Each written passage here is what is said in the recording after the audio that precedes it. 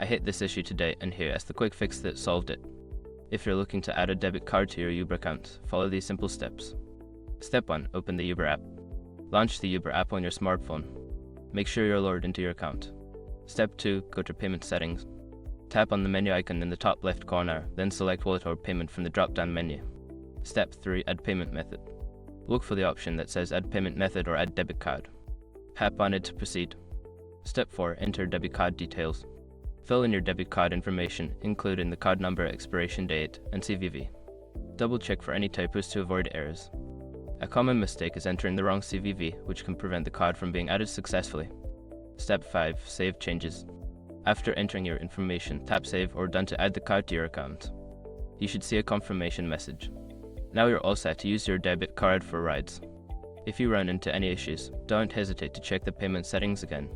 Happy riding!